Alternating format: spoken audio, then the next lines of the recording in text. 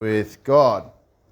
Why would I want a relationship with God? Some of you would ask that honestly and be like, WT God. But some of you would also ask another question, which would be, yeah, I can believe in God, I have a relationship with God, but why should I make it better? Why should I invest my relationship in God in a church? So I'm hoping to answer those questions. Two quick ones. They are not the be all end all of a relationship with God, but they are two positive suggestions for you to start. And then I'll also give you three purposes, but also things that you can get out of church if you're attending. So I hope that it blesses you. I hope that you enjoy this time. Next one, please, miss. That's the one. Okay, so you can see here on the picture on the right, this is actually Jesus being speared in the side at his crucifixion. So artwork. But it's also the biggest and most famous, most looked to, best depiction in the world ever of a human being, but also of God.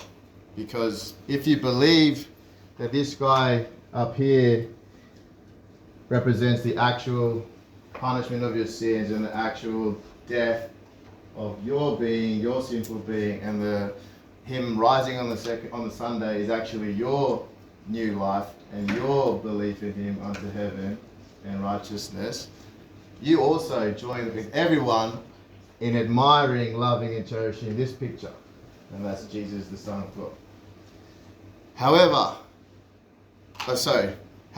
most of you, let's just say all of us are in the West right now, we actually have tried to block out Jesus as our foundation, and we've tried to leave out his values and say that, they're from general knowledge, they're from whatever is self-evident, they're from whatever is known to man.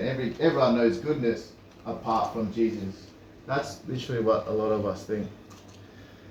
However, I just urge you with this slide and with the following presentation to understand that equality as humans is not actually self-evident. It's actually Jesus taught this. Okay, if I was to stand Ryan Ruthenberg up right now, before God and before all of you, you would say we're equal. But what do you really mean by that? We're not equal in utility. I know way more stuff than him in some things. He knows way more stuff than me in other things. Yeah? I'm richer than him, I assume. He's poorer than me.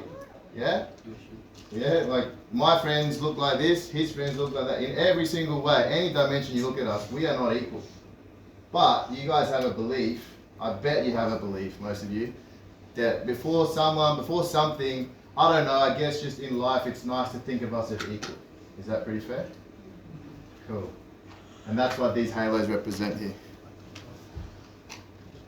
That actual equality is actually a revolutionary teaching from Jesus. He said to treat everyone that's less than you as if they were the greatest, to give them the honor. Okay? He reversed what society is actually like. And we used to accept it as, he's the same as me, she's the same as me. No. Jesus had to come in and teach everyone that everyone's born in the image of God.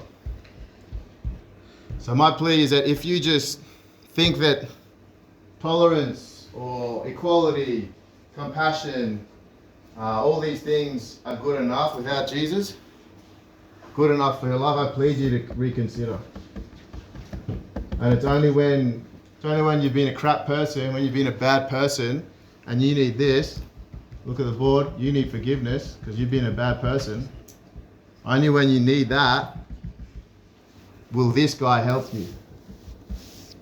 These guys, this equality, compassion, tolerance, all of this is actually a law. It's just an unwritten law that everyone has. And it actually judges you. It doesn't forgive you. You know, when I'm compassionate or not compassionate to everyone, compassion himself doesn't walk through and go, Mr. Ken, you really upset me. You better change this or you're going to hell. Like he doesn't come in and say that. Only a person might dare to say that. So, yes, people are super important, but the foundation is the most important person. And that's Jesus. Okay. Yeah.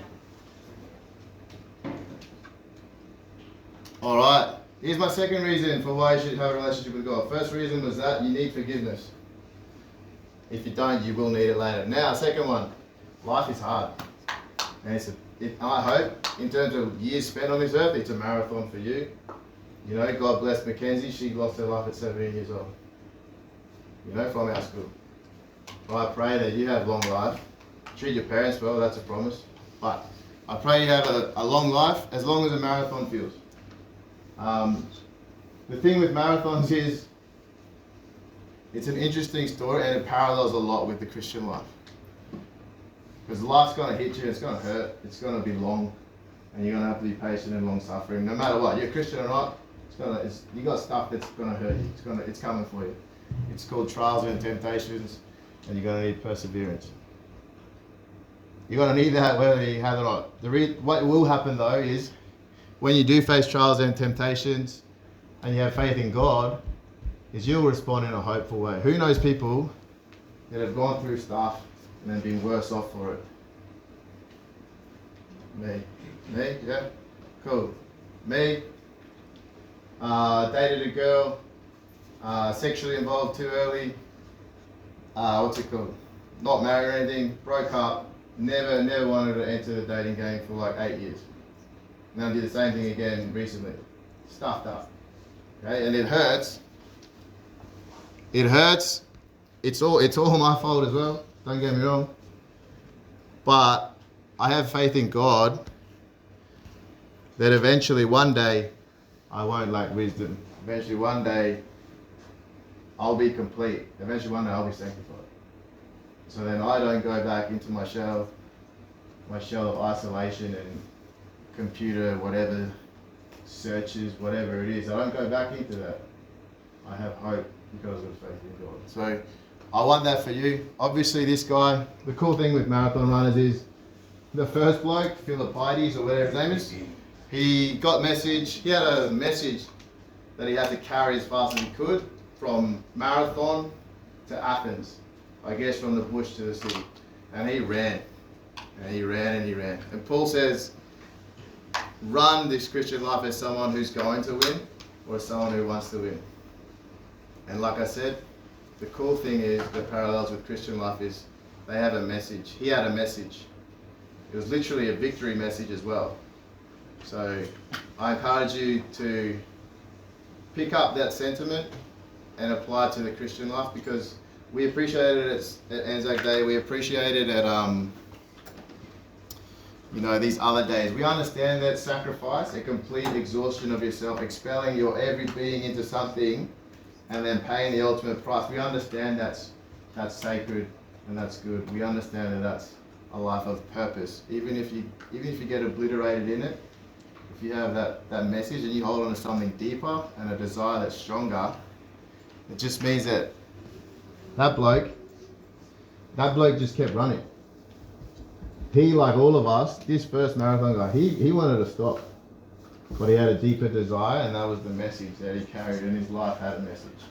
And then he lost his life with his message. So, alright, next one. Okay, so those are my two reasons. Life's going to be hard. You need God. What was the first reason? Forgiveness. You're going to do crap things. You're going to need forgiveness. Now, this is a reason for those people that understand that, why you should be in church with Pastor Jing. Is that right? Why I should be in church. Why I spend my life in church, you'll find out after the end of this. But here it is. It's as simple as your time. So worship, guys, I want you to be where you think God is. And then you're worshipping God. So for me, that meant when I was about 18, 19, it meant, I was scared to go to youth, so now I'm going to youth group. Not as a kid, I'm going as a leader. And that was my first step into youth group. Okay, it might mean stepping into mentorship. But stuff I was scared of, as soon as I figured out that Jesus was legit, I went, hey, no, I think I'm trading out my folly, I'm trading out my fun, and I'm picking up the new fun of the Spirit. And I implore you to do that as well. Spend your time where God is. getting drunk. I heard it's not even that popular anymore as young kids, or you're not as pressured to do it. I don't know if that's real, if that's fake news. But don't get drunk on wine. That leads to debauchery. Instead, be filled with the Spirit, speaking to one another with psalms, hymns, and songs from the Spirit. I think that's a very good picture of worship. That's all I'm going to give you. Next one, Miss.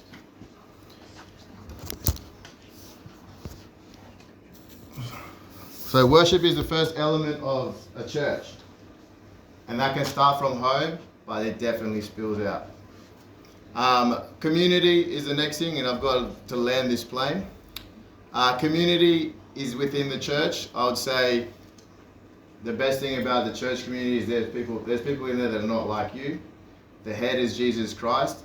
And if we're a body, that means every single cell, before it dies, it has a job and it has a place. And because there's people in your community, in your church, that are not like you, it means you actually have something that needs to be in the church. Okay? Don't give up on meeting regularly. And I implore that of my leaders as well. Let's not give up meeting together, because the community gives us transformation. The mission is the final element of a church. And I go back to the marathon runner. People that are on mission, they actually have a message, they actually have a deeper purpose, and I'm sure heaps of you really want, like me, you're sitting there going, oh no, my deeper purpose, you don't have a message. Well, I want you to find it just like I wanted to find it myself. Okay? You got to have that message. And when you're on mission, you got to actually understand that the content of the message, Jesus, we can all say Jesus Christ is awesome, He's God, He's the best. But then what actually needs to grow is you yourself. You are the mode of the message. My character and my lack of character is actually the message that carries it. Okay? So therefore every person gets a message for Jesus or for God. So you can all live on mission. And then I just remind you that you can just start in church or wherever you are, but Moses and Aaron, Moses was too scared to go to his people, or to the right people and preach. He actually leaded his brother. So don't be afraid just because you're this, that, or the other, you suck at something. Don't be afraid and then back away from your mission and your message. Because Moses, everyone runs away from something that's important. So here you go, this is why I have a relationship with God. I want strength for today. I have hope for tomorrow. I can now believe in genuine transformation. People actually can change. I have a Saviour. When I've failed Him, I've failed myself completely. And I actually love God a little bit more in a way that I've heard that He loves me. And I've felt that. And I think that once you've felt that, you can't really be like, oh no, I don't believe in God. And so I hope that you can all feel that today. Thank you very much, guys. Thank you, Miss.